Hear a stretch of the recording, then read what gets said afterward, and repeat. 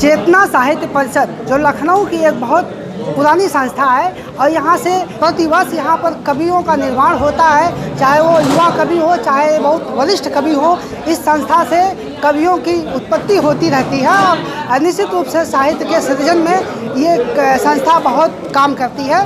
दाऊ जी गुप्ता जी जो अब इस दुनिया में नहीं है, लेकिन उन्होंने इस संस्था का निर्माण किया था और उसके बाद से ये संस्था निरंतर समाज में काम कर रही है। यूपी प्रेस क्लब लखनऊ में ये संस्था, आज इस संस्था के माध्यम से यहाँ पर पुस्तक का विमोचन हुआ है, 3 साहित्यिक पुस्तकों का विमोचन हुआ है। तो हम जानना चाहेंगे सबसे पहले एक वरिष्ठ साहित्यिक कवि और पूर्व अपर गन्ना आयुक्त भी रहे हैं, तो साहित्य के क्षेत्र में आपका बहुत बड़ा योगदान रहा है। सब आज आपकी पुस्तकों का विमोचन हुआ, कौन कौन सी पुस्तकों का विमोचन हुआ और क्या कुछ खास है उसमें? मेरी 2 पुस्तकों का विमोचन हुआ। एक तो है पुस्तक अविरल भक्ति बहाइए, जिसमें गुरु वंदना की बातें हैं, गुरु की बातें हैं।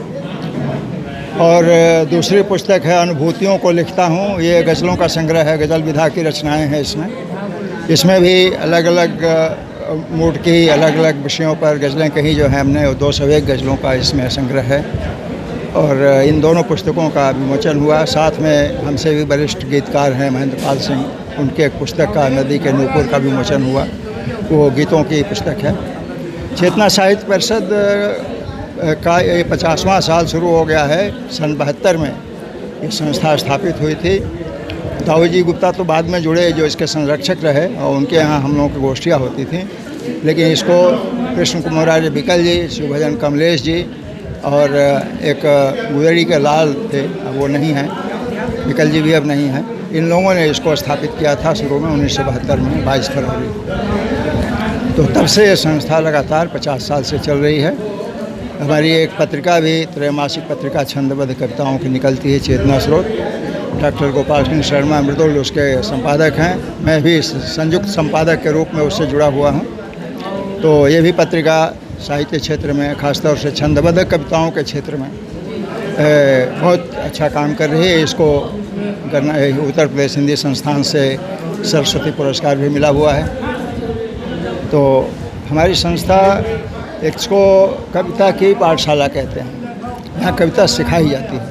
सिखाई ये नहीं कि कलम पकड़ के सिखाई जाती है, लेकिन जो कभी जुड़ता है उसमें अगर कोई कमियां होती हैं तो उसको स्पष्ट रूप से वहाँ बताया जाता है। उसको जो सीनियर लोग हैं वो गाइड करते हैं। पत्रिका के माध्यम से भी ये काम करते हैं। पत्रिका में किसी ने रचना भेजी, उसमें कोई कमी हो तो उसको संपादक संशोधित करते हैं और उससे जो है वो सीखता है। तो ये संस्था काव्य क्षेत्र में। आज आपकी जो पुस्तक का विमोचन हुआ है वो क्या है, उसका नाम और क्या कुछ खास है उसमें? ये बताया हमने, अविरल भक्ति बहाइए पहली पुस्तक लोकार्पित जो हुई। इसमें गुरु वंदना के दोहे, मुक्तक, कुंडलिया छंद और घनाक्षरी छंद हैं। युवाओं को क्या संदेश देना चाहते हैं आज का जो माहौल है उसे देखते हुए? आज का जो माहौल है इसमें साहित्य का बहुत रोल है। मैं चाहता हूँ कि युवा लोग भी साहित्य को से जुड़ें और ख़ास तौर से हिंदी से जुड़ें, क्योंकि हिंदी से जुड़ना बहुत आवश्यक है युवाओं का, अगली पीढ़ी को। अंग्रेजी वालों ने जो है युवा पीढ़ी को इतना भटका दिया है अंग्रेजी के मोह में कि इससे हमारी संस्कृति का और भाषा का बहुत नुकसान हो रहा है। मैं चाहूँगा कि युवा पीढ़ी जो है हिंदी से जुड़े और हिंदी के साहित्य से जुड़े। आज तो ये तो पुस्तकों का विमोचन की रही बात, आप साहित्य के क्षेत्र में आखिर कब से रुचि रखते हैं? साहित्य के क्षेत्र में दरअसल 1982 से मैंने शुरू किया कविता लिखना, लेकिन कुछ साल तक तो ऐसे ही मतलब केवल लिखता था, अपनी डायरी में लिख लेता था। लेकिन 92-93 से जब मैं देवरिया में था तो वहाँ से साहित्यकारों से जुड़ाव हुआ और वहाँ से हम लोगों ने गोष्ठियाँ शुरू की। वहाँ एक अभिव्यक्ति काव्यचर्या नाम की संस्था बनाई हम लोगों ने और उसके बैनर पर बहुत सारे कार्यक्रम किए। और मैं जहाँ जहाँ रहा विभाग में वहाँ हम उस पर गोष्ठियाँ करते रहे, कार्यक्रम करते रहे। रिटायरमेंट के बाद तो चेतना साहित्य परिषद से तो जब मैं लखनऊ पोस्टेड था 2001 में तभी जुड़ गया था, और रिटायरमेंट के बाद तो पूरी तौर से जुड़ गया। इसमें संस्था में मैं कोषाध्यक्ष हूँ और पत्रिका का संयुक्त संपादक बताया ही आपको, इस रूप में जुड़ा हुआ हूँ। अब तक आपके कितनी पुस्तकों का विमोचन हो चुका है? अब अभी तक तो ये दोनों मिला करके जो आज विमोचित हुई हैं, कुल 6 पुस्तकें हमारी हो गई हैं। कौन कौन सी? इसमें सबसे पहले पुस्तक मेरी आई कविताओं का संग्रह राहें मेरी आसान नहीं। उसके बाद किताब आई छंद मुक्त कविताओं की, एक खास शाम एक खास सुबह। उसके बाद एक गीत संग्रह आया जिसका लखनऊ में हिंदी संस्थान में लोकार्पण हुआ था, और तुम होलो यदि साथ। एक छोटी सी किताब आई जो आध्यात्मिक है, श्वास साधना, श्वासा जप को लेकर के, श्वास सारथी महात्मा। ये चौपाई और दोहा विधा में है। इसके बाद ये आपकी 2 किताबें हैं सामने, अनुभूतियों को लिखता हूँ और अविरल भक्ति बहाइए, ये अभी हैं। बाकी रचना आगे की क्या तैयारी है आपकी कितनी एज हो गई है और क्या तैयारी है? मेरी एज तो मैं 73 साल से ऊपर हूँ और कविता के क्षेत्र में कोई तैयारी नहीं होती है। सरस्वती माँ जो देती हैं उसे हम लोग लिख लेते हैं, और जब पर्याप्त रचनाएं होती हैं, उनको प्रकाशन की स्थिति बनती है तो उन्हें किताब के रूप में प्रकाशित कर देते हैं। किताब में रचनाएं आ जाने के बाद वो सुरक्षित हो जाती हैं और लोगों तक आराम से पहुंचती हैं। किन किन विधाओं के आप पारंगत माने हैं और क्या विधा पर आप ज़्यादातर कविताएं? देखिए, पारंगत तो किसी विधा में नहीं है। कविता का व्याकरण हमने सीखा नहीं, मैं कृषि का विद्यार्थी रहा हूँ। हाँ, साहित्य पढ़ने का बहुत शौक़ था, उसी से जो सीखा। तो मैं मूल स्वर तो मेरा गीत का है, गीतों का, गज़लों का है। छंदों में भी मैं लिख लेता हूँ, दोहा भी लिखता हूँ, कुंडलियाँ भी लिखता हूँ। जो भाव मन में आते हैं तो जिस रूप में वो कागज़ पे उतर गए वही विधा हो जाती है।